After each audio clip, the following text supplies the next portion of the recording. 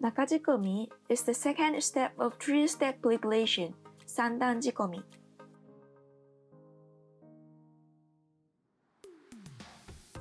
Here we add twice the amount of materials added in soy 仕込み。Then at the last step, 米仕込み double the volume again.